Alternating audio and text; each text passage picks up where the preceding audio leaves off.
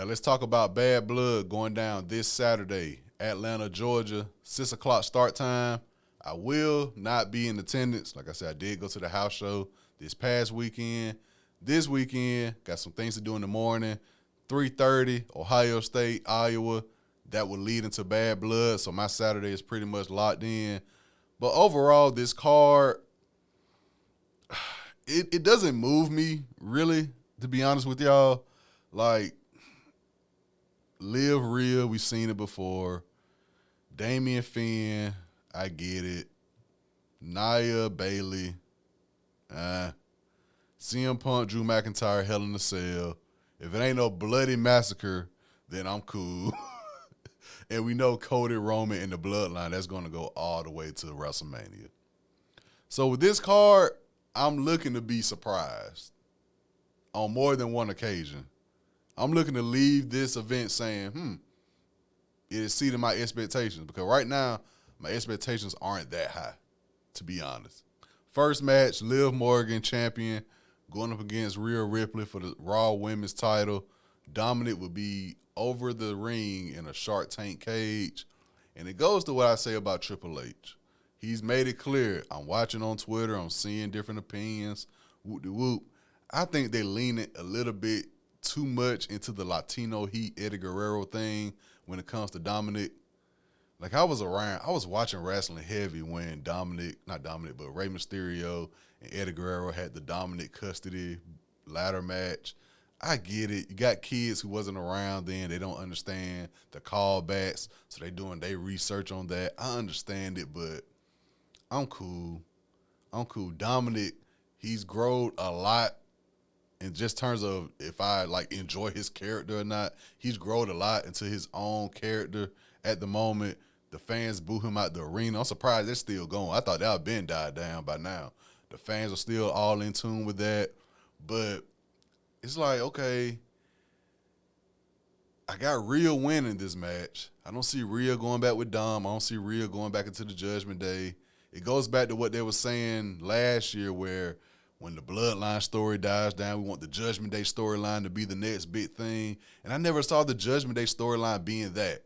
Like I said, they had that moment where R-Truth got involved. I'm like, okay, I get it's comedic relief, but I can't take it serious or nothing like that. Then you had Damian and Rhea do their own thing. And now the Judgment Day, they got the tag titles with Finn and JD, but after these two matches, I don't know where the Judgment Day goes. I don't know, relevancy-wise. Because you got to think, fans still upset Finn Balor never really got a proper World Heavyweight title run. That's one thing. But in terms of Rhea and Liv, I do have Rhea winning. But I've been cool on this feud. I'm cool on it now. It's like, okay, I understand it. What's next? You know what I'm saying? What's next? That's my thing. Going to Damian Priest, Finn Balor. As much as I like Finn, I think Damian Priest. I mean, you got what they call them, the Terror Twins, Rhea and Damian. They got a huge pop as well over the weekend at the house show.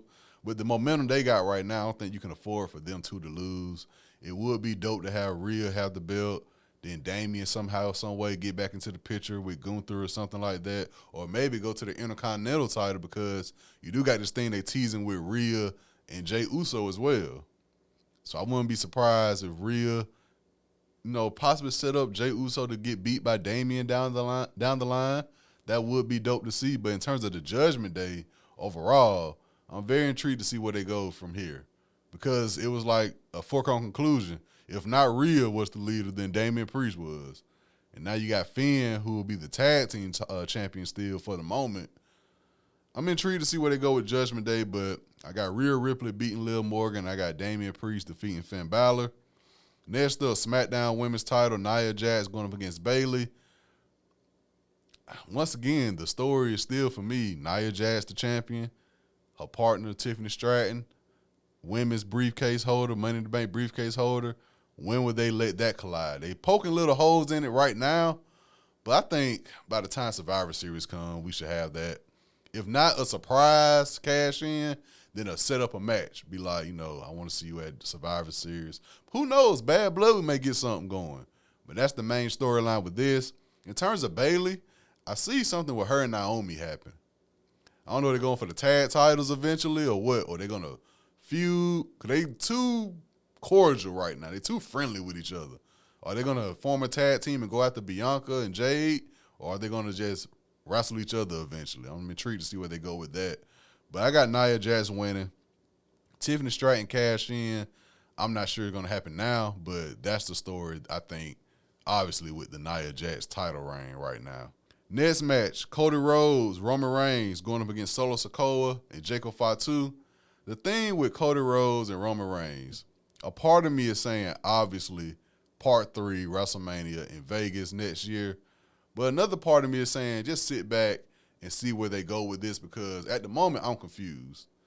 After everything that's happened at WrestleMania 39, WrestleMania 40, you got the big payoff, Cody Rhodes win, Roman Reigns go away for a minute, and when Roman Reigns come back, you got him teaming with Cody. I don't know. I just got to sit back and watch. I'm not complaining, but I'm just going to sit back and watch and see where they take us. My mind is telling me, obviously, Part 3, rubber match, WrestleMania in Vegas. Another part of me is saying it's a lot of different moving pieces now with this Bloodline story. I'm surprised they still got this thing going. I'm not mad at it, but I am surprised. He still got Jimmy Uso need to come back. Still got Paul Heyman need to come back.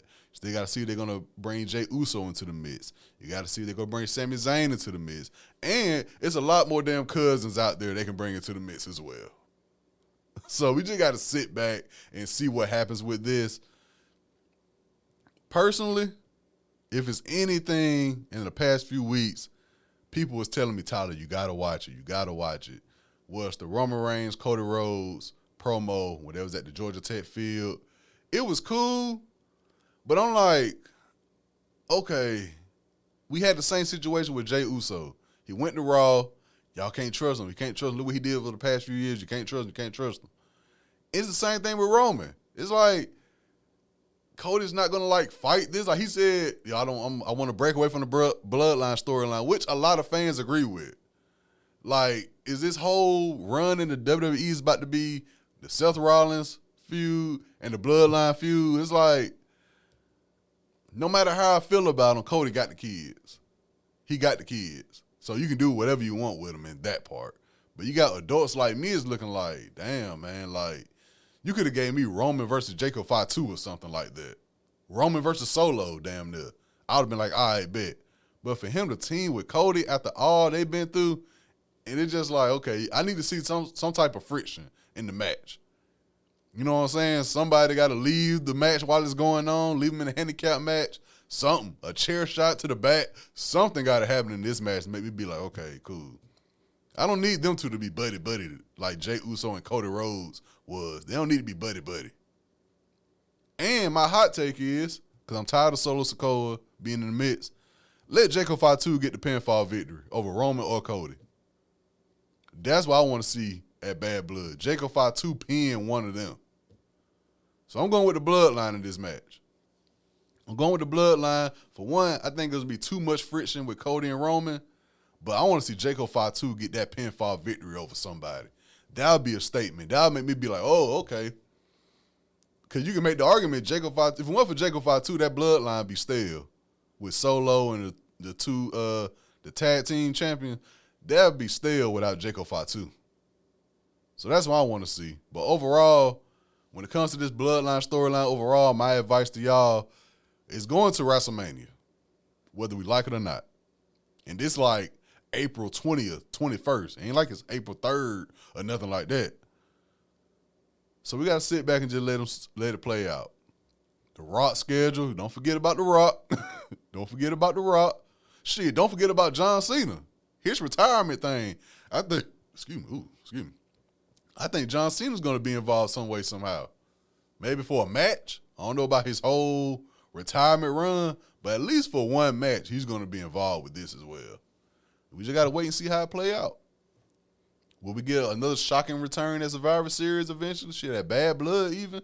Who knows? We'll see. And lastly, Hell in a Cell, CM Punk versus Drew McIntyre. It's been talks. They've been going back and forth. Should this match main event Bad Blood, or should a Cody Rhodes, Roman Reigns Bloodline match main event Bad Blood? Personally, I think Hell in a Cell should main event Bad Blood. If I'm not mistaken, and please, somebody fact check me on this. Wasn't the Hell in a Cell match Shawn Michaels Undertaker when Kane first debuted? Wasn't that at Bad Blood? I know King of the Ring was Undertaker Mankind. I know that was King of the Ring. And I think Undertaker had some more with probably Brock Lesnar, maybe Triple H as well at Bad Blood, if I'm not mistaken. Bad Blood has been known to have Hell in a Cell matches, is what I'm saying. So I think this Hell in a Cell match should main event it. Obviously, I think this is the last CM Punk Drew McIntyre match. I hope it is. I thought the one at SummerSlam was going to be the last match, but obviously they killing time, it seems, till we get the CM Punk Seth Rollins situation. I'm surprised Seth Rollins was taken out by Bronson Reed. Maybe he just needed more time off. Who knows? But overall, it can go either way in my opinion, this Hell in a Cell match. I want to say Drew McIntyre, honestly, but with both of these guys, go back to the question, what's next? What's next? Bronson Reed, him and Braun Strowman been beefing. Do you get Bronson Reed and Drew McIntyre, Bronson Reed, CM Punk? Do you add whoever win? Do they go for Jey Uso title? Do they go for Gunther title? I'm intrigued to see where it goes. I haven't really seen enough of CM Punk, I feel like, in-ring wise.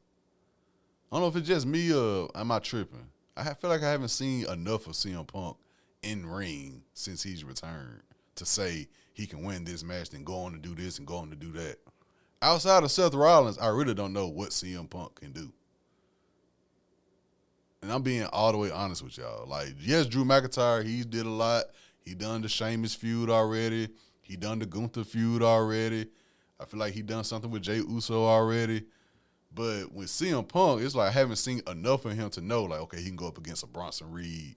He can go up against a Dragunov or Kaiser or somebody like that. And then you got to think, CM Punk, he is CM Punk. Politics and all that. I don't want to fight him. Who knows? But I'm very intrigued to see where they go with these two guys afterwards. But I'm going to go with Drew McIntyre, man. I'm going to go with Drew McIntyre. I need a bloody massacre. I doubt it happens, but I need a good Hell in a Cell match. Let's just say that. I need a good Hell in a Cell match with these two. They done a great job. Like I said numerous times, they done a great job with this feud, building it, making it legit. But I'm going to go with Drew McIntyre. So my predictions for Bad Blood, Liv Morgan going up against Rhea Ripley for the Raw Women's title with Dominic hanging above the ring in a cage. I'm going to go with Rhea Ripley.